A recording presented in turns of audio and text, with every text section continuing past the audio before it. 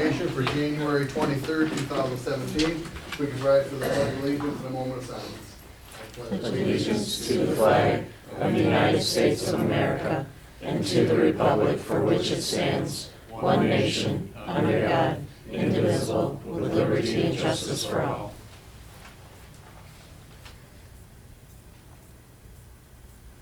Thank you. And while everybody is rather quiet, Mr. Bussatel is joining us from a remote location via phone, and background noise makes it so he can't hear our proceedings, so if we could all kind of help by toning it down a little bit, our rowdy audience stuff, that would be greatly appreciated. How's that, Chuck? Great. There we go. And a roll call, please. Philip Clark. Here. Andrew Goulet. Here. Raymond Pribiloff. Here. Sharon Stiltner here. Heather O'Neill Here. Roberts. Charles Bussatel. Here. Heidi Campbell. Here. Mr. President, we have a quorum. Okay, recognitions and presentations. Dr. Strickler.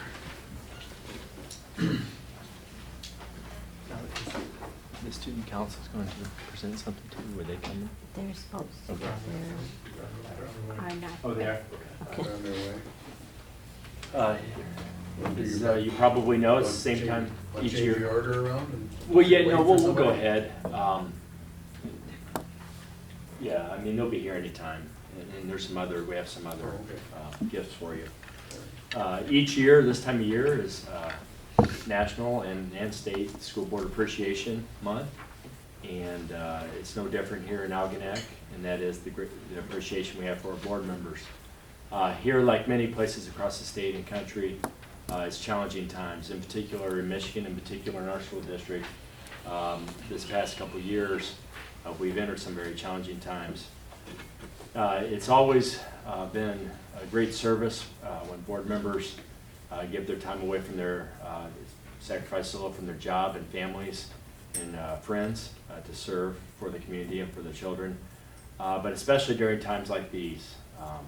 This board, for example, I believe will be remembered 5, 10, and 20 years from now for their service and for your courage, because it's not easy to be a leader during times like what we've gone through.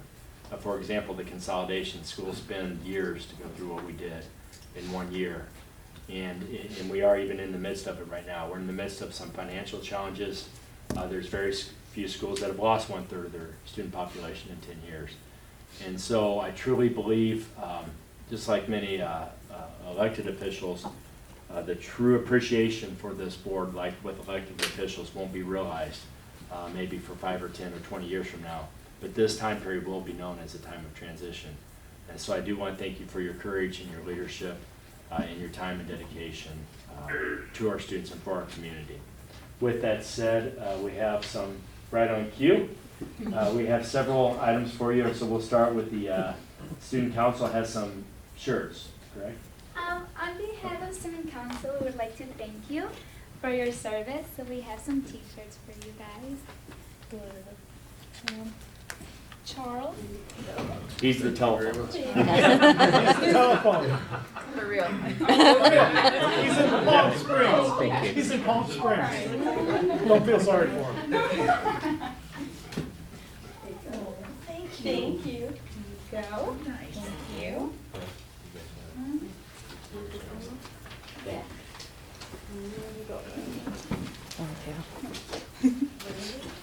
He's right over here.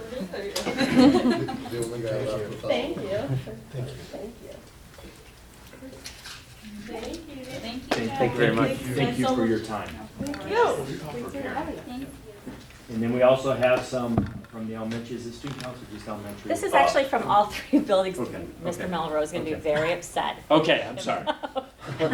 He's sensitive. Brian too. came with nothing, he's sensitive. just hopping on. He's Yeah, not yeah, just I jumped Hannah. right on that train. Good job. This is from all three of the buildings, and this is just a small momentum of our appreciation of everything that you do for us and all the guiding hands that you help along the way. So just a small thing when you drink your coffee and ponder all of the tough decisions that you're making, or tea.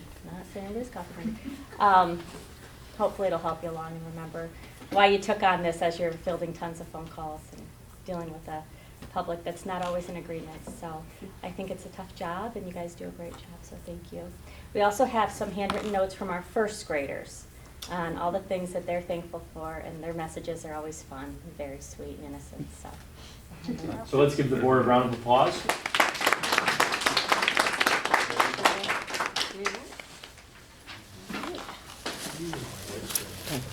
Put it on the napkin for you guys. Here, let me unwrap that for you. At least you never knew. Thank you. You're welcome. Thank you. That would be scary. Nobody's sick, Recycle.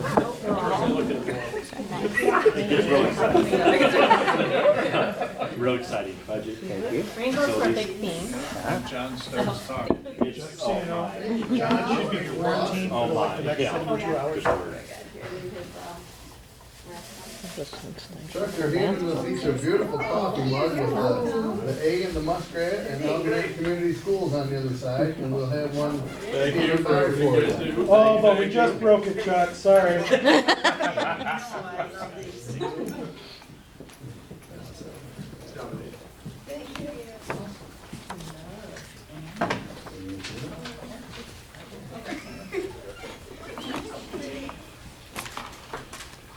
Very nice, that's fun. I was afraid to. You want to go on? We'll each get Your two. show. Okay. This is where we get to see what the kids say. Next is, and if there's extra for the audience, is your monthly budget update report. And what you'll be able to see from that, I'm very pleased revenues and expenditures. Again, what we do is we hold the same month, the prior year, is percentage of expenditures. And you can see we're within 0.5% with revenue. And then with expenditures, we're less, almost 1%, 0.96. So I'm pleased with where we are compared to last year. And I'm also pleased that we're under that amount. And so, are there any questions, or Dorothy, any comments regarding the monthly budget report? I just want to comment on the federal sources of revenue.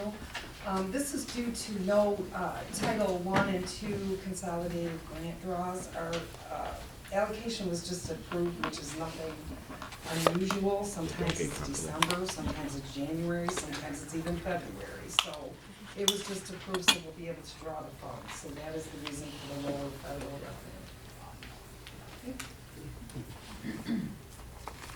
Any Did you send a questions? copy of this to Chuck already? Yeah, Chuck, that was in your monthly presentation items, the monthly budget report. Okay. Budget update.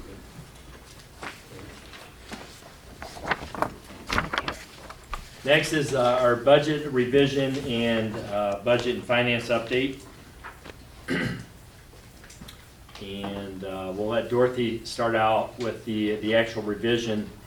Page 1 of the handout that you're receiving is a summary of our revision. And like most years, actually all my years of 12, 13 years of superintendent leadership, typically from your original budget to your first revision, you do have more expenditures. Revenue stays pretty consistent, but you'll typically have more expenditures. Of course, we're on the conservative end of that. When we go down through line, Dorothy and myself, but Dorothy goes line by line on each item and adjust as necessary. But our biggest variance is actually on the revenue side, and that is actually the student count. As you already know, I've reviewed that several times and in the workshop. We're less students this year than anticipated. So from our original budget, we're down at the bottom of the revenue page, at the bottom of page 1. We're 3.59. I have us down to 1.32, and from $66,000 deficit to $433,000. And I'll let Dorothy go ahead and go over page 2, and she has a little bit more detail regarding the explanation for those adjustments. So the original 16-17 budget that was adopted this past June does reflect estimated revenues and expenditures. This proposed budget for January reflects actual costs of salary, benefit choices, changes in benefit choices, changes in MIPSers and UAAL additions. It also reflects carryover and additional grant funding that we've received. And it also reflects the student count and foundation allowance, our revenue. So this amendment illustrates a net decrease in fund balance of $366,738. This is due to declining revenue projected at a loss of $200,000, a net loss in revenues of $200,986, and increases in projected expenditures of $165,752. The significant revenue decrease, as John has discussed, is due to the foundation allowance a loss of almost $250,000 due to less students than projected. Also, the Blue Water Middle College Academy revenue came in at $36,475 in less revenue due to less students enrolled. So those were the two major swings in revenue loss. And these revenue losses were offset by increases in grants and grant carryovers. So now keep in mind, when you add grant revenue and carryover, you also add those to the expenses as well. So they equal each other out. They're a net effect on the budget. What we spend is what we take in.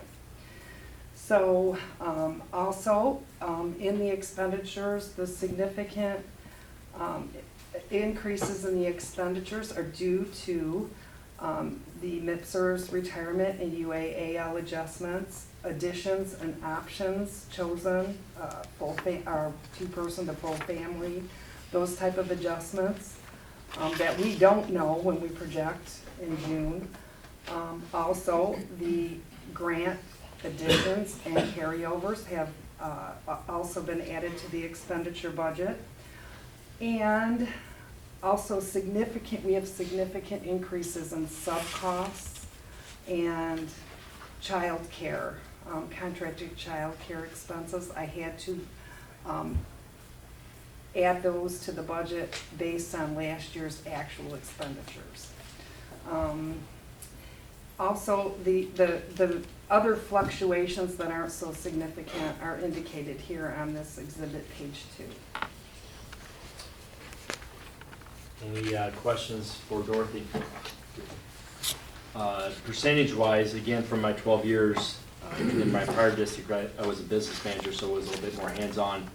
The percentage of adjustment here is pretty typical, and I think, I don't know, Andy, the history that you would have as board president and in your time on the board, the adjustments are pretty typical. What's not typical, of course, is our fund equity. The fund equity not being, in other words, if we had even 1 million or $1.5 million in the bank, we wouldn't really balk at these adjustments because hopefully we're off and it's maybe $200,000 better than what we anticipated, or we have a mild winter or what have you.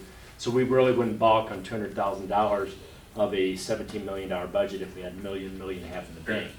What makes it tight for us, of course, and the serious faces up to and including, and most of all my face and loss of sleep, is the fact that our fund equity is depleting. The next page, on page 3, down at the bottom, I just basically took a revenue line and added, as you can see, $600,000. And $600,000 is what I feel, and you can see that takes us up to about 5%. 5% is, as discussed in our board workshop, and we spent some time on that, so I'm not pulling the number out of nowhere. It was our discussion as a board, and also it's the state's line that you're on the watch list if you're under 5%. And so that's the mark that we're using. And also, and I will refer to it here in a second, the spike chart. Our goal was to be in between 4% and 6%. And so that's 5% has been a goal, a discussion, and a state benchmark, all three. So with that in mind, when I plug in $600,000, you can see that takes us up to the 5% mark. That's for this year.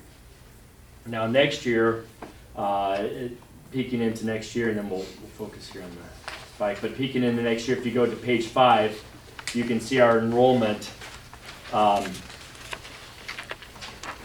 Fortunately, if you go to the bottom of the 16-17 school year, fortunately the graduating class is 122, and so and we're bringing in, and I have us at, and what I've been using is basically the previous class. I do need to adjust 17, 18, and 18, 19 there, I see. But 116, where are we at now, Melissa? Is it still right around there, Dee?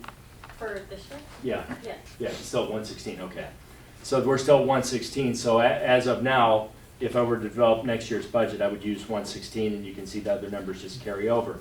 The good news about our trend is we lost, in the past 5-6 years, we lost the least amount of students from the fall to the spring. That is a good trend. However, we're still losing them not only from larger graduating classes, smaller kindergarten classes, but we are losing them within the grade levels, and we surveyed our students. And again, just to review that, it's important to this discussion, no fault of anything we're really doing other than jobs, bless you, and housing. And so you can see then, if you're looking at next year, I have us projected at from 1663, and this is head count, not FTE, to 6, but it's still apples to apples, 1652. And so you can see that next year is not quite the hit. However, I do anticipate a greater loss than that based off recent year trend, that we still will lose more than that. Now, and I will do a further update during my superintendent report. It does look like we're a go, and I'll cover this more thoroughly here later in the board meeting, with the program working with anchor-based schools in the school from China, the international school from China.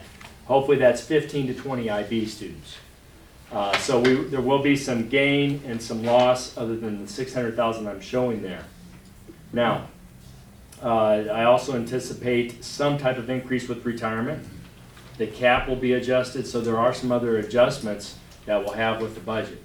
So when I show you the 6% or the $600,000 figure to get up to 5%, that is really about what I'm figuring at a minimal. There could, again, there's so many variables. Kindergarten registration, which Melissa's moving up as far as we can move up, so we can know our kindergarten numbers. That's some other data that, of course, is very important to us. So when we look at the $600,000 mark, it really is for discussion this evening, discussion purposes of where we stand today and the cuts that we're projecting on the horizon. Each day, as part of my morning reflection, and when I run and exercise each morning, I make myself come up with something positive about that day that I'm going into, no matter what the situation. I make myself, discipline myself, that there's going to be something positive. I truly do this. People close to me know I truly do this. And when reflecting upon the budget and the fact, after our workshop, this board meeting, from our workshop to this board meeting, I was really trying to come up with the positive of being in this. I've not been in this situation in my career of having a deficit, down to, 1 or 2%. And the only positive that I could come up with that morning, the morning of our staff meeting, I had monthly staff meetings, the positive I could come up with was that when your back's against the wall, or when you're in the situation we're in with fund equity, it's a do or die situation. And it requires, it's not a suggestion or something good to do, it requires you to think outside the box. I feel, and I don't know if the administrators that were in the meeting would agree, it was probably one of our best staff meetings. I meet with the principals first, and then our entire admin team. Because I really felt we thought outside the box as far as we're facing a minimum of a $600,000 deficit. And if you go to the last page, and it's not suggesting, and Lisa's part of those meetings as well, it's not suggesting that this is all in the back of a pay cut. But much like Ryan's report 3 or 4 years ago, at least it shows, it's a measurement to show, if you remember Brian Bruton's report, that if it is all pay cut, what the percentage would be, it gives a frame of reference of what that would be. And so you can see district-wide, if you go to the bottom of that, a 5% pay cut is right around $500,000. So the 600,000 mark, which again, in my opinion, and I hope I'm wrong, I hope it's not conservative, and I hope it's more than what we would need, but I feel it's conservative, would be right around the 6% pay cut. coming into that meeting, the discussion was framed around what can we do? And it was the most, I feel, even in my career, most outside the box thinking. And we're going to talk about that more this evening in executive session related to negotiations. And that is one of the concepts that we came up with. And I hope the community believes, and have seen evidence, I'm very transparent, and I get teased for over-communicating. So I will over-communicate what this concept is when the time is appropriate, but we're not there yet. We're still working on the concept.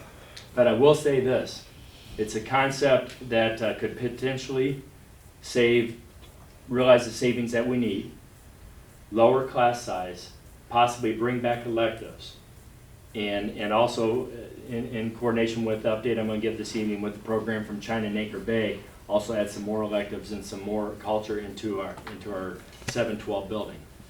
And so I repeat, it would be something that our parents and community would like, in that of lower class sizes, more, because electives was, if you remember the interviews with the potential board members, I think half of them talked about we need to bring electives back.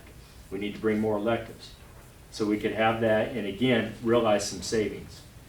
And so that would be much like the consolidation. Really, how often do you cut about $1.5 million and become, I feel, we became a closer soul family, and I think we will be as a result of that, even in the future. That's one concept we're working on, and I'm very excited about it. I think there's a lot of potential. There's a lot of details to be worked out, and again, we will discuss that further this evening. Regardless, though, where we are with our fund equity, it's our moves will have to be immediate, and they're a must. It's not something that maybe we should do our best practices financially, but it's something that we will have to do. Are there any questions about the information that we've gone over? And again, we'll discuss what I introduced, the concept I introduced. We'll discuss that in more detail in exec session. Any other questions? John, on page 4, on this chart, it shows Yeah, they refer to that as the spike. this, okay, this spike. Yeah, it's well known. And let me rotate clockwise. There we go. And I might have missed, what drives that fund balance up as you forecast out in the outset years, 17, 18, 19, What drives it, 20? or who decide, or the process of how that was decided, or what actually drives that number? Probably the origin of that is, explain the origin of it, John, how those numbers came to be. Good question. It's a good review for everybody, actually. I mean, these guys tease me so much about, but it really is it's a good review. My first board meeting, if you remember, right after I got hired, welcome to the district, by the way, I think it was the board approved about a 2% fund equity, which caught my attention. And we were losing students my first full year, because I did start actually before my official contract that July. We lost, I think, 80 to 100 students. So we had a situation where we had a structural deficit, a spike downward, and you can see a considerable spike downward, losing students at a rate, again, just to reiterate, at a rate where in the greater Detroit area, more than any other, are right amongst the the highest districts losing students. And so we had a perfect storm of how do we not take the district apart, because you could have said, okay, it's a 10 to 15% pay cut, or we're not going to have athletics, or we're not going to have music program. I mean, you could have done anything like that. And so we came up with a plan that would, first of all, stop the downward spike, the structural deficit, level it out, and then rebuild. And so that is why we came up with a 5 to 10 year plan of how we were going to do that. However, our last board workshop, while we're not losing students at the rate we were, we're still not gaining them or retaining them what I had hoped for. Now, we're only 2.5 years into this administration and the family concept and so on, so I'm not throwing in the towel. However, it's still not at the rate that what I'd hoped for to drive the upward spike. So were all else held constant after that? You were Yeah, so predicting an upward what I'm recommending, and it has not been an official vote, but what I'm going to recommend for now is that we get to the 5% mark and maintain that 5%. And if you remember, I wish I had that data chart here. until we graduate those senior classes that are anywhere from 120, I think all the way up to, 150 or 60. What's our biggest class? 137 next year, 137 is the biggest one in K-12. right now. And then what's our biggest one, K-12? 137. 142, We have your 136. 11th graders. 142? This year's 11th grade, Okay. 142. Okay. And so what I'm recommending is, certainly this is a goal. I'm very conservative and I'm very goal-oriented, but realistically, again, it's a two-prong situation that we have to deal with. We have to be very, in my opinion, and under my leadership, very careful not to do start what I call the death spiral. And I was in that in Bay City. I think Bay City's down to in the 6,000s now. And when I was there, it was 10,000 students. That was back in '99. What I watched Bay City do is we would cut student programs, lose more students, have to cut more programs, and I called it the death spiral. And so it's tough and it's subjective, right? It's opinions and so on. But yeah, that was the history of the spike, and that was the goal, to get up to 10 to 12% fund equity. However, while we're keep bringing in classes of 110 to 120, which seems to be where we're hopefully, knock on wood, leveling out until we graduate those bigger classes. I just don't think it's in our best interest to have to make those kind of cuts, because even look at this year. Next year, we're kind of even. I'm counting on pretty much even enrollment, and we're having to cut 600,000. If we were building the fund equity back up, we'd probably be cutting $1 million this year. Next year, another 500,000 to $1 million. And so it's a fine line. And it's a team. It's going to be a team. I'll certainly have recommendations, but this is a team and community discussion of how we want to maintain programs and students and keep our district morale up, but still have a fund equity where we don't lose sleep at night, which is more than $250,000. Thank you. Any other questions? Al, Dorothy, anything I'm missing from discussions, because there's a lot of information to cover there. You want me to go on? Oh, please. Okay. Remember, the difference is you guys work for me. These guys I work for. Just kidding, kind of.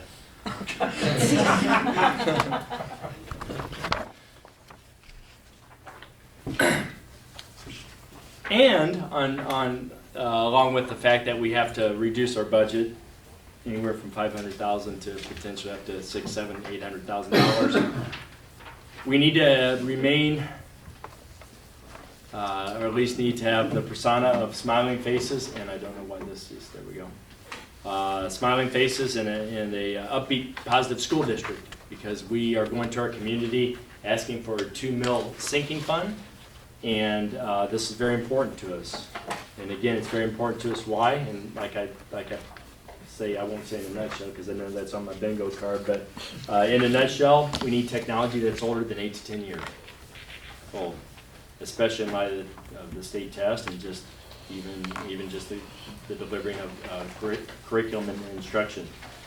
We need roofs that don't leak. We need heating and cooling equipment that heat and cool. And really, that's pretty much what we're asking for. It's a very conservative plan, as you know. So I'm going to go through this quickly, but like I told my administrative team, and I do ask of you in all seriousness, all kidding aside, please be familiar with this Q&A. The Q&A truly is the Bible of the campaign fund. It truly is. And if we as a governance unit, myself with the Board of Education and the leadership team, if we don't know these things, let's be realistic. How can we expect a community member to know what we're doing if the leaders of our school district don't know? Not that these things will all be memorized, but certainly you need to know, if someone does ask you, that you have a document that you can go to and that question's on there. I'll go through these very quickly for time's sake, but again, just so at least you're familiar with what is in here, and I do ask that you review it and become very familiar with it. It basically is the language of what we are seeking May 2nd. We do know the history of how the plan was developed, and I think it's important that we reiterate that to our community. We did not just come up with this in my office and say, hey, let's do this. There was a lot of time and input put into that. The main features of the sinking fund, that is in a particular order. We did use input from our survey, and we are going to finish up the survey, so if you haven't completed that survey, and the same with the community, if you would take a few minutes and go online and enter your input into the survey, we will use that. And so the items that are placed in a particular order are from input from the survey, and you can see those listed there under facility site work, technology updates, and then also the facility and site work other than the first priority projects. Number 4, it explains what a sinking fund millage is, why the district, why we made a decision to go with the sinking fund instead of a bond, why Michigan schools are turning more and more to sinking funds, and this will greatly escalate with a legislative change that you can now use the sinking fund for technology. I believe greatly escalate in the state. Not to bring up past issues, but we still feel this needs to be in the Q&A in case it is an issue with people, and that is what happened with the iPad program that was funded with the 2008 bond. Some people will say, well, we need to move on. Well, I still feel that needs to be in there. If someone has some questions, they're certainly welcome to read that and ask me for more detail if they would like. Same thing with question number 8 regarding the current geothermal system. It talks about the useful life of the systems that we want to put into place. Number 9. Number 10, what are neighboring districts doing? And again, we are, even if this were to pass, we are still mid-county. And that's an important one for me, number 10 there, because it's the proof in the pudding other than me saying it and just trying to sell it. It is the evidence that what we're asking for is consistent to our county and consistent in the state. It's not at the top end. Number 11, why is this, what are the bullet points of why this is very important to us?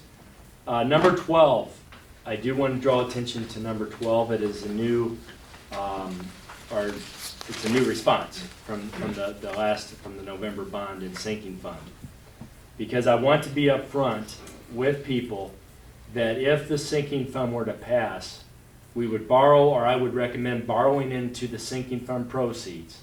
Not the whole thing, but borrow into it enough to where we could have money up front for continuity across the district and to be able to get some of the items that we need immediately.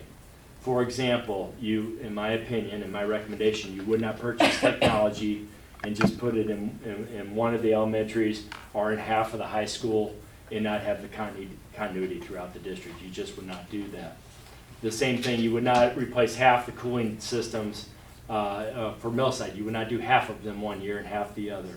And so it is not the same amount of interest that you would pay on a 20-year bond.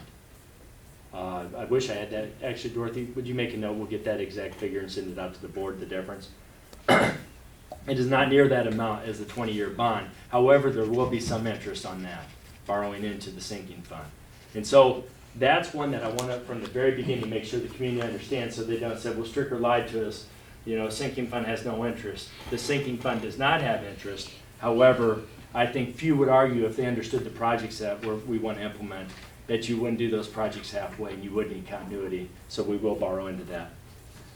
Number 13 talks about the facility improvements and how those would be implemented. Number 14 is the financial information. And again, the example that is used is a home market value home of $100,000. The taxable value $50,000.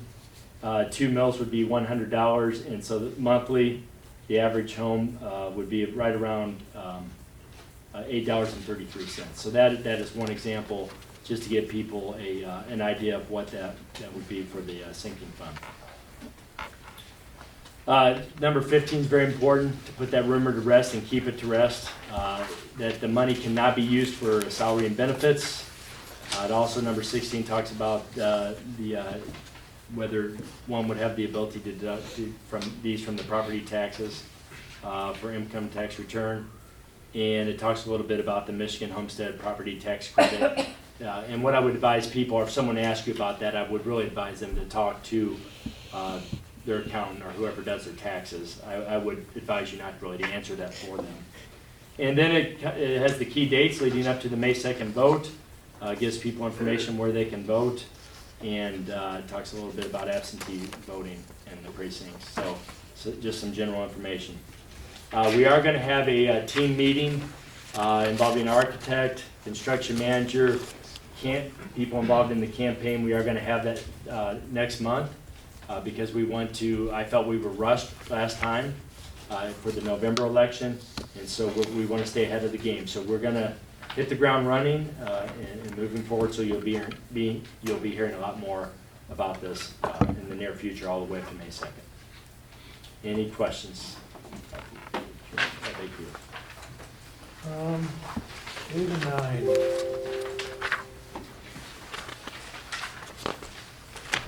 At the one meeting where we had the engineers and everybody there, that was not on video. You want to explain a little bit of what they found in the geothermal, so Evan, you want? people understand? Well, We had somebody come through and do some flow testing. We did find some issues with flow in some of the units, mostly at Algonquin, not as much at the high school. and basically, I thought actually, who was at that town hall meeting is what we called it. Root, Yeah, I thought, well, yeah, but from this group here, I thought he was very direct. I actually was pretty surprised, the engineer that It's the designed it. most honest answer I've heard. Yeah, he was very direct. He said he was not happy, that he felt that people didn't know that those could be issues. Help me with the terminology, the flow. Well, we're finding lots of debris in the system, and we've gone around and pulled a lot of strainers out with 100% clogging in them. And again, we have some contaminant actually within our heat exchangers. So a unit's supposed to be able to push through 10 gallons a minute. We're pushing through 5 gallons a minute. So obviously you can't pull or add heat and cooling in and out of that fluid. And I thought he was very direct and said, look, Yeah, he actually explained why. and he because- wasn't happy about it when he Yeah. found that out, because he cares, and the system has not worked properly, and so Now, does he give us a timetable on how long it's gonna take to filter all that out?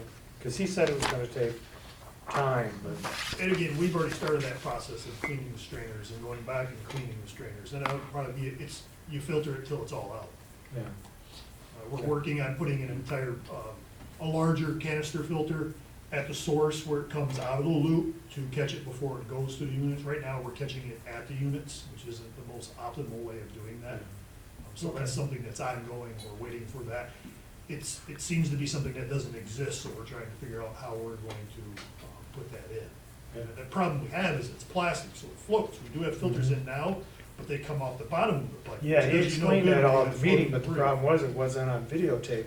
So I wanna make sure that information gets out, so people understand, so they know. Right. And then number 9, the one thing I always hear, well, if our warranties run out on 2020, why are we fixing our roofs? If they're still in the warranty. The roof, even on this building, for example, has different sections put on different times. Yeah, the entire roof will be out of warranty in 2020. We have sections right now that are out of warranty. This is kind of a patchwork roof. This section, that section, they're all different. And typically where we have our leaks is where these sections join together, Yeah. so.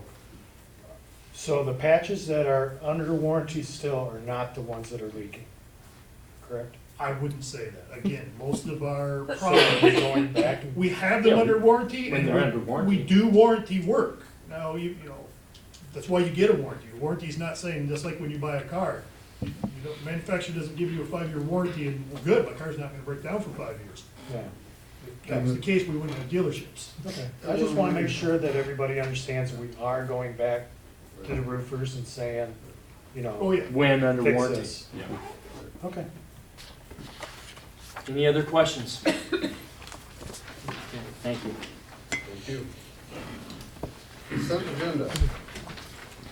Mr. President? Yes, I'd sir. like to make a motion that the Board of Education education approves the consent agenda items, including agenda, minutes, personnel items, treasurer's report, and bills as listed items A through C. Support. Been moved and supported. Anything to prove you're still awake, right, Joe? Yeah, he just wanted to make sure we knew we were still here. Been moved and supported. Is there any discussion? Hearing none, all those in favor, aye. Aye. Any opposed? That passes, thank you. Information items. We'll start with Ryan. Administrator. All right, at the high school, junior high, we just finished our first semester exams today. Everything kind of got pushed back a day because of the snow day 2 weeks ago and then the ice day last week.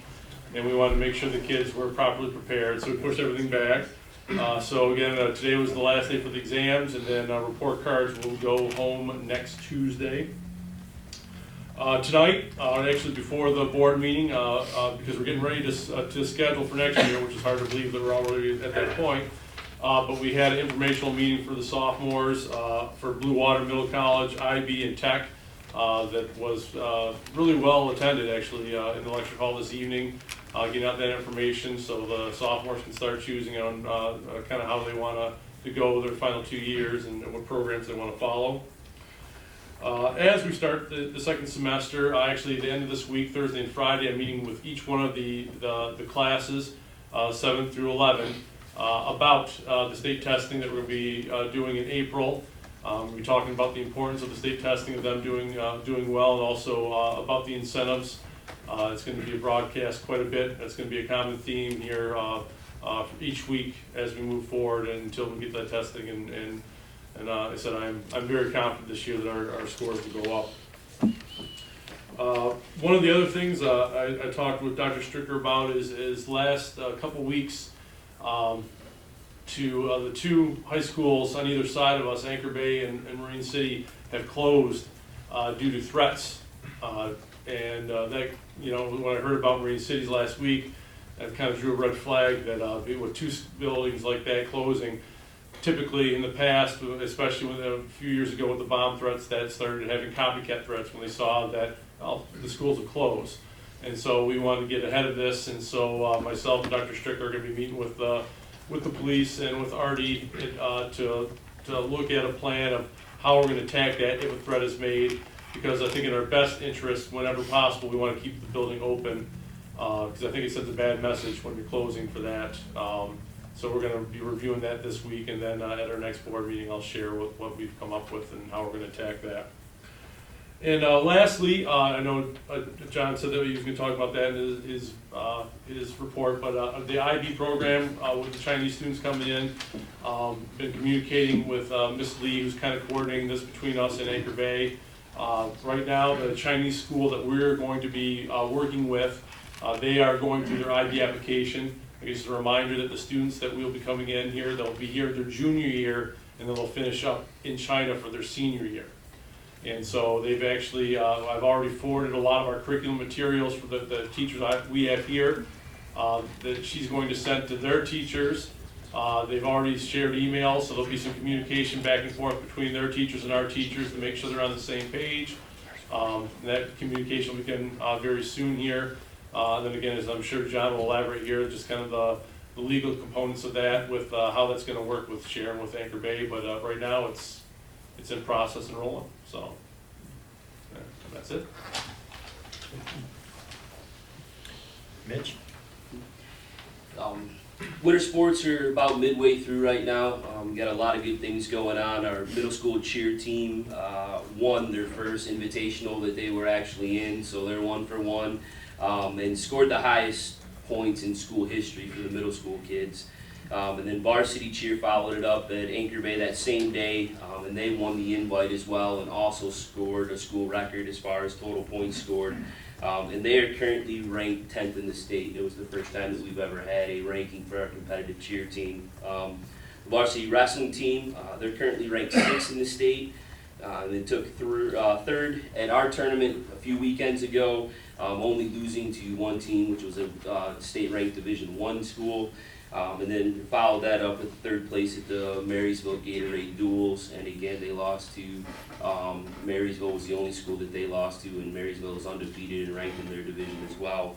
And we do have a couple of individuals. James Ladd's currently ranked 10th in the state in his weight class, and Robert Jewell's currently ranked 9th in the state in his weight class. So, a lot of good things going on with winter sports. Hey, Brooke. We just finished up last week our progress monitoring testing, and the results we reviewed today at a staff meeting, and they're looking really well. I was very pleased with them. All students are either at level or making more than expected growth. Most of them are. So we're very happy about that. We'll be starting our new groupings as soon as Monday and get going on, the new needs of the students. Also, tomorrow we have our pig dissection. It was scheduled for last Tuesday during the ice storm. So we had our specimens thawed, and then we refroze them, but now they're thawed again, and we should be ready to go tomorrow. It's terrible. Yeah, we had 40 parent volunteers signed up for last Tuesday, so I was concerned we weren't going to be able to get them back, and we were. So we'll have two groups, one group at 9:30 tomorrow morning, and then another group at 1 o'clock if anybody wants to stop in and see how they're doing. The kids are very excited with that. Our sixth graders just completed voter safety at the beginning of last week. Every sixth grader passed, and so the water should be a tad safer this summer. And Friday, we will be sending out our report cards. Melissa, curriculum and building? There's a curriculum handout. You guys all have it? Oh, no, not yet. So I'll start with Millside then. We just got up and running our Student Lighthouse team. We'll see how that goes for the Leader in Me. Students or parents are coming to help plan some special things at Millside. We had our first meeting, and just a couple families showed, but we're gaining more and more every day, so we're excited about that. We did schedule kindergarten roundup. It is scheduled for April 27th and 28th. I'll be bringing you more information on that. The reason it's scheduled at that time is we bring down the health department to do the vision and hearing screenings as to help our families out, because a lot of the local physicians don't do that, so they would have had to travel to Port Huron to do that. So we do bring them down here to help get that requirement out of the way for them. So the 27th and 28th, we'll also have an evening roundup after that, about a week later on May 3rd, for those parents that can't attend or have somebody bring their child in during the day. Unfortunately, the health department will not come down in the evening for us, so we will meet with parents on the evening hours, though, to get all their other paperwork done. Millside is having Wednesday night our spaghetti dinner and bingo night fundraiser to raise funds for our medically fragile families, as well as our Fleece and Thank You event. So we're really excited. From 5:30 to 7, the kids are ready to serve you. Rotary has generously donated the spaghetti and all the fixings. So come on out and see us to have some spaghetti and play some bingo. And then finally, I just wanted to let you know, on Valentine's Day, February 14th, we will be having our Fleece and Thank You event. Now this is through the Leader in Me. This is the student service project that they chose to do. Students are very excited about it. They have raised over $700 to purchase the fleece material. And what they do is they come out to us, the Fleece and Thank You event coordinators, and they will help teach the students how to make the blankets, make them with them. But they also bring in video the whole event. And then they sew in the URL into each blanket.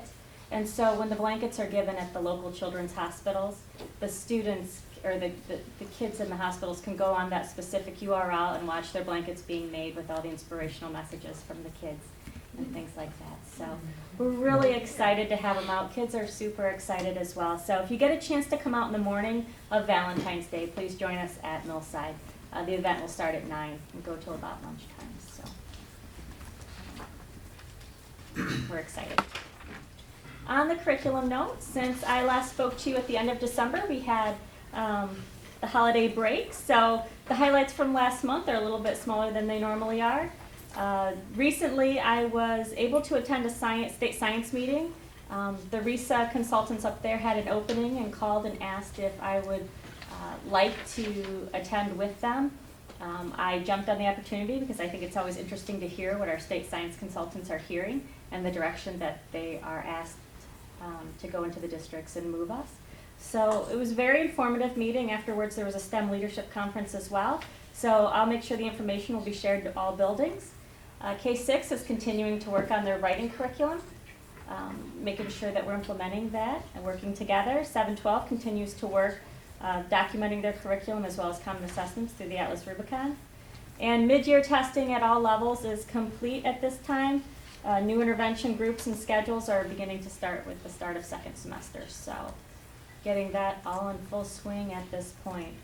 Looking ahead, we've got a busy month coming up. The ELA 712 team was supposed to meet and the last snow day, so we did have to reschedule. That's rescheduled for February 6th. Millside will host the Leader in Me community coaching event in February. That's February 22nd. Algonquin and Millside will both be there, along with all of our other cohorts. So we're very excited to bring in, showcase all the things that we're doing here. Brooke and I will be attending the state conference on February 15th and 16th, getting all the information to bring back to the district about the MSTEP testing schedule and any changes that they're making there. The 712 science team has asked to meet after the state testing conference to make sure that they're on the right path and that we're getting all the information that they need as well. Both ELA and math consultants will be into the elementary schools in February and March. We have set up the state of Michigan to come out and do a CSI presentation to the students at all levels, and that's that cyberbullying. We do that every other year. We bring them out to talk to the students about their digital footprint and the effect that cyberbullying does have. So they will be coming out in February and speaking at all 3 buildings. Of course, the presentations are varied depending on the student's age and grade level to what they hear. We have, through the title grants, we have professional development monies that have just been approved to send our teachers to some of the state academic conferences. So we are going to be able to do that. We're really looking forward to the information that they're going to gain and bring back. As well as there's a team that is signed up for the youth mental health training February 1st and 2nd being offered as well. So, Melissa, I just want to thank you and Brooke and Ryan for your focus on instruction specific to the testing, what the students are tested on. So I want to make sure people note how I'm putting that. It's a focus on instruction. It's not a focus on the test. However, it's the instruction that aligns with what the state is testing on. So I really appreciate that. And then also Lisa and the teachers, I really appreciate that. I feel people have dialed in and have taken those results personal and serious from last year that weren't what we wanted them to be. So thank you. yeah, and you want to make sure that we're really getting a fair shake on showing what our kids know, that they understand the format, that we understand the formatting of the test, that they have every advantage possible. So thank you for that. I know Kelly always gave just a real happy, upbeat presentation at this point, Doug. I will do my best. She was the only bright spot. I will do my best. I am not feeling very well, but I will do my very best. So for those of you that don't know me, my name is Doug Bishop, and I am the new director over at Point Trumbull for Algonac Child Care Programs. And I'm very excited to be here. I have a very eclectic background, and I've kind of just jumped right in. So this is my 3rd week with the district. And already I've been extremely busy. I have submitted a grant already for some of our classrooms. I have also looked at our numbers, and I had some sort of mind-blowing experience when I looked at the budget and looked at the students that are in our program. We have a waiting list. Who knew? I had no idea, and we had a room that was completely closed. So to save money, we were able to promote from within. I had someone who was able to teach early ed, and they are reopening that classroom currently to allow us to bring in some more dollars from the waiting list, because it does not do me any good to have students who want to come to school, but we don't have the room for them. With that being said, I have also transitioned almost 24 students already in the building into the next age bracket classroom where they belong, opening up also waiting lists in those areas.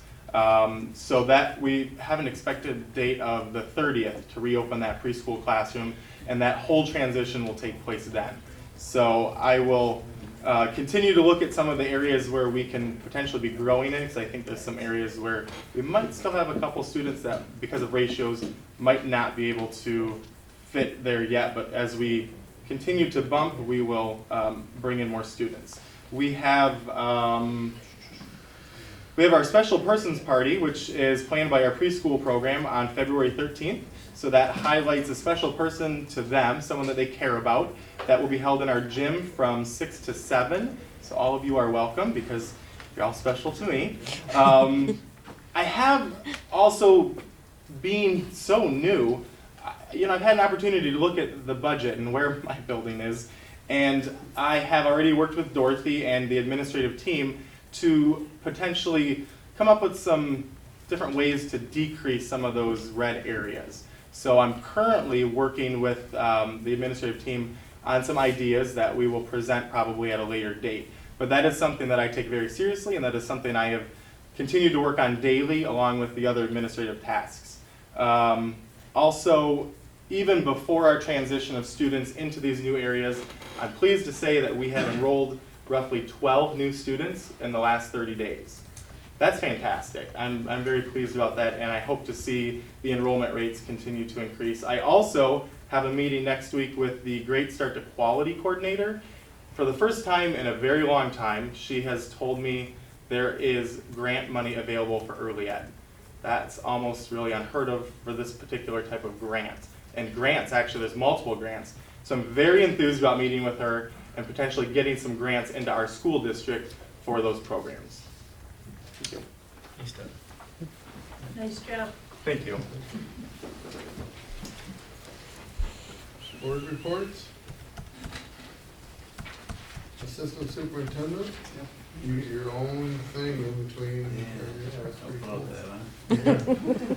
Just a couple updates for you this evening.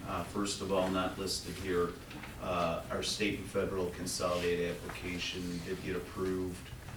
The amendment that I had spoke about that I was working on in December actually kind of got turned over very quickly. Sometimes you have to wait to get those approved for quite a while. I turned it in on a Friday morning and I got approved on Friday afternoon, so it's nice because that pretty much that's the one amendment for the year that locks in our state and federal, so our Title I and Title II money is all now allocated. So that's completed. Special education findings, report to the board tonight. Each quarter in special education, I do monitoring within the district, and basically what that is they give you certain areas to look at. Well, compliance on all these areas, or at least on a good portion of them, is 100%. We have almost 200 special education students, each one having an IEP or their annual meeting update each year. And in order to get 100% or be 100% compliant, you have to have them all done on time. We have never quite got there, but we were, this year we were only four off out of the 200, and when you go back and you have to monitor why you have these, and two of them ended up being errors in the system, so that got our number down to 2. One of them was to be held on a snow day and had to be rescheduled. Unfortunately, they don't give you any kind of leeway on that. It's just a knock against the system. And the other one was on a student that had left the district and came back in, so he wasn't in the district at the time. And so his IEP was late as well. So, yeah, I mean, it's come a long way in terms of where we were at one point. Of course, they monitor and they watch a lot closer now, too. So it's important that we meet those deadlines. Our staff does a real good job of doing that, I think. The last item, I'm going to pass this around to you.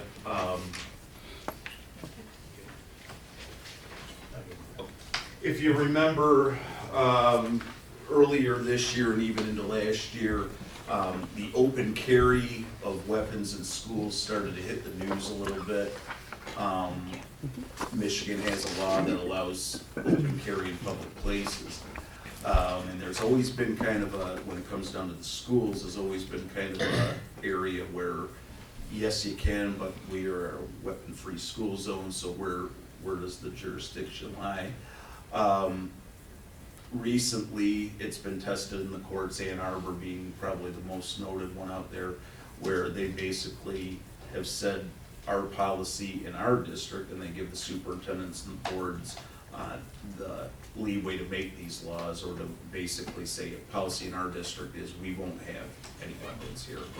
My understanding is because the technicality was we're not considered a public place, right? I think that was the technicality of it. Governmental. Yeah. There was a technicality. of it. Right. So anyway. So tonight I bring as an informational item to you, some wording. This came directly from Gary Fletcher, who's been kind of getting into the districts that he works with.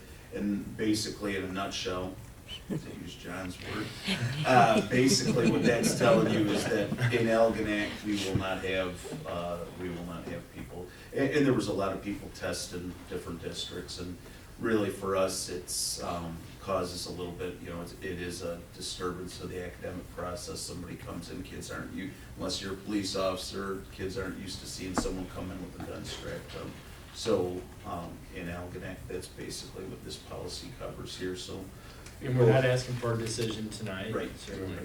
we'll bring it maybe this week as discussion, and then next month as action item. And that's it. Any thoughts on that?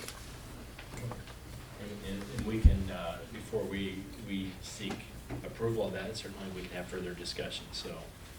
Well, I know it's been tested in the courts. I know Ann Arbor was one, Clyde the other was one. the other. And the court ruled that that school districts are not governmental entities like a city or a town or a county. Right. They are their own thing, and that was the thing that the courts hung at. That's the hook that they put that with. And So. this is this is in the context of open carry as opposed to concealed carry that's already illegal in schools Right. today, right? Correct. Exactly. Because we don't have a policy right now about people open carrying weapons in our school, do we? No. So this will allow us to do that. Okay? Superintendent's report. As mentioned by Mr. Melrose, we are excited as we move forward with their name, the group we're working with. We call it the program from China, but it's International Student Exchange Services, and with Anchor Bay School District. I met with Jean Sturridge, our school attorney that works with the RISA.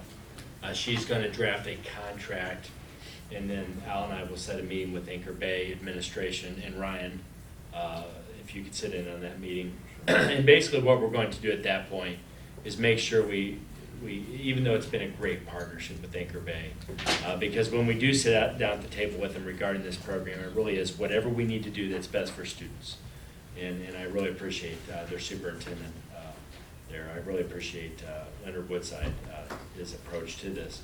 Nonetheless, we are getting to the point as the year flows forward here, as we're halfway through, that we do need to start to solidify some of this. So we are going to solidify a contract regarding the students that come from Anchor Bay, that are brought here more than likely from an Anchor Bay bus, go to school here, test scores stay here, the kids receive instruction here, and then they go back to Anchor Bay. The contract, though, and what we will need to work out is whether we claim the FTE and pay for the transportation, or whether Anchor Bay claims the FTE, and then we're reimbursed that money. So we are working out those details. Mr. Melrose did finalize, Mr. Melrose and myself actually signed the contract. But that was basically the instructional contract, correct? IB had its own contract, so that was less formal. And that was more about the instruction to make sure we're following the IB protocol. Correct me if I'm wrong, but basically it's ensuring the program from China that we're following the IB protocol and so on, instruction and curriculum wise. So we're excited about that. With this new concept I mentioned tonight, I couldn't give much detail on, but I really think we have some exciting things coming up for the school district, and I think it will be good for our culture and students to have these other students in our school, and these are very bright, hardworking young people that I'm being told. So I think it'd be good for our kids to see as well. So we're excited about that. Okay, evaluation of the superintendent. For those of you who were here last month, you'll recall that there's a law in place now where boards of education have to be trained, have a training session in the evaluation process for the superintendent under the new state guidelines and the instruments that the state prescribes that you use. So we won't be using the form we've been using forever, which will make quite a few folks happy, and will be so every board member in the state is required to have this training. So right after our organizational meeting, John and I sat down and talked and figured it would probably be best if, rather than have individual board members figure out when they could get away and go and what have you, if we all did it together at the same time. So it was all in one fell swoop. It was done. Have one of MASB's instructors come here to us and present the class to us and get it all done. It's about a 3-hour class, and you'll notice in front of you you have a calendar of February on one side and March on the other, and those are the dates that Mary Kerwin, who's going to be the teacher for us, who some of you are familiar with. She's a very good teacher. I've had her in several classes that I've been in. So Sharon, I know Heidi, you had her, and Heather's had her. So she's a very good instructor. And these are the dates that she is available. I asked her, we emailed back and forth once or twice.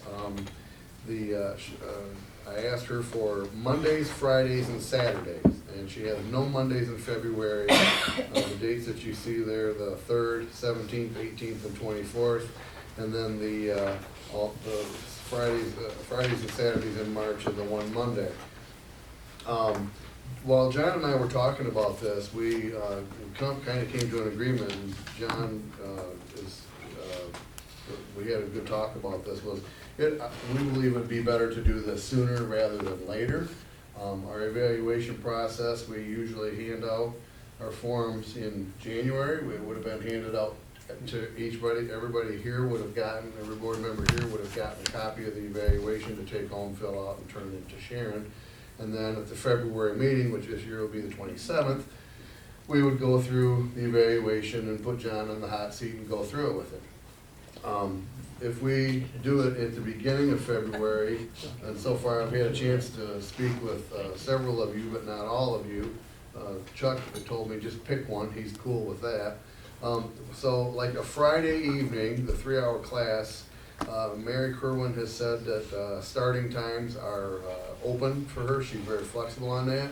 So if we did it at 5 o'clock on a Friday, we'd be out of here by 8 o'clock. Everybody have their weekend. We could have pizza brought in, so that way we can eat more. John would feed and water us, and we'd be good to go.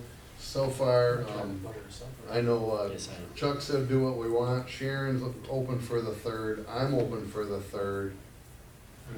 He's good for the 3rd. It's 5 too early. Heather's good for the 3rd. Heidi's good for the 3rd. Phil, are you good for the 3rd? Thanks, I am. February 3rd, 5 o'clock? All right.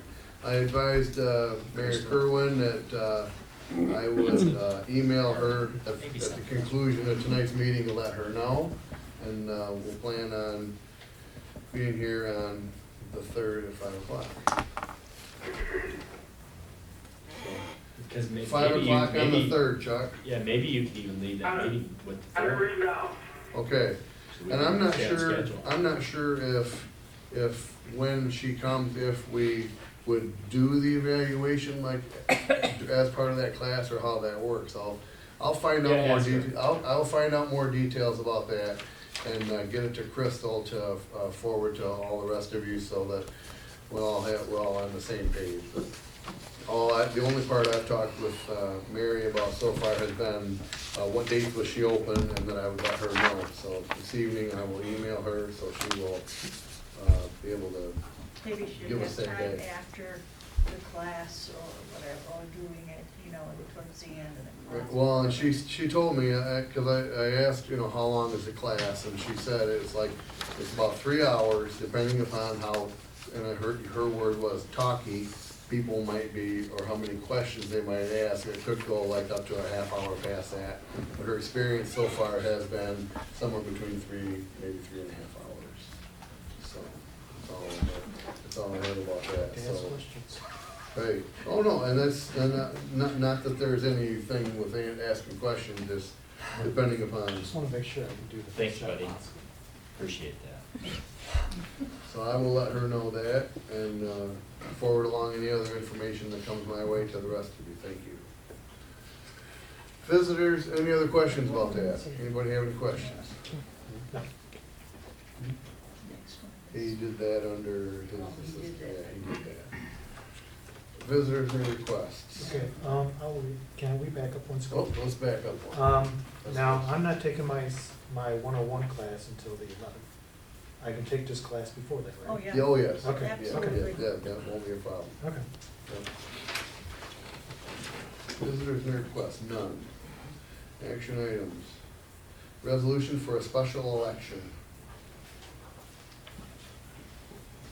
I'll make a motion that the Board of Education approves the resolution as presented, calling for the special school election to take place on May 2nd, 2017. On the ballot will be a sinking fund not to exceed 2 mils. A copy of the resolution will be included with the minutes. I'll support. It's been moved and supported. Any discussion? This is what John talked about earlier with the draft thing. where- Yeah, it's the technicality, Yes. it's actually. Right. Well, but that's what we're talking about. Right. Hearing none, all those in favor, aye? Aye. Aye. Any opposed? That passes. 2016-2017 budget amendment. I motion that the Board of Education approves the resolution for the Budget Amendment Act Number 1 of 2016-2017 for the general fund as presented. A complete copy of the resolution shall be attached to the original of these minutes. Support. It's been moved and supported. Is there any discussion? For those of you who are new, there have been times in the past where the Board of Education here has had to do several of these during this period of, over a period of a school year. And it's gotten down, Lori ended up having it down where we only had one, and Dorothy has kept up with that pretty good. Thank you very much. That's a good thing. It's Any- one at the midpoint of the year? Yeah. After we get our student count and, you know, our actual grant allocations, that's when we know we have a better picture of what's going on. And sometimes we've had two, like we would have one now when something like this happened, and then we would have one like in June, just before it's all done, to finalize those numbers, We to will. finalize it for, so that's for the auditors, which will probably happen. Yes. We go. Any other discussion? Hearing none, all those in favor, aye? Aye. Any opposed? That passes. Overnight trip request, robotics. I'll make a motion, the Board of Education approves the overnight trip request for the robotics team to travel to Van Wert High School in Van Wert, Ohio, from January 27th to the 28th. The cost will be paid by the robotics students. There will be no cost to the district for the overnight stay. Support. It's been moved and supported. Support. Been moved and supported. Any discussion? I just have one more thing to throw in there. It was just announced by the governor that the World Championships now will be held in Detroit for the next 3 years for robotics. If you've ever been to a robotics competition, it's like a rock concert for nerds. That's the best way to describe it. All of our students are super excited because, I mean, you make it to Worlds. They had it in St. Louis last year, and it's just truly amazing. So, we hope. Yeah, To be cool. that close, That's yeah, awesome. that'd be cool. Yeah. Any other discussion? Hearing none, all those in favor, aye? Aye. Any opposed? That passes. And I'll make a motion that the Board of Education goes into closed session at 8:20 for the purpose of discussing negotiations. And moved and supported. All those in favor, aye? Aye. Aye. Any opposed? That passes. The board is going to go into an executive session at this time to discuss negotiations. No, the only other order of business that the board will conduct after the conclusion of the closed session will be to return to a regular session and then to adjourn the meeting. Thank you.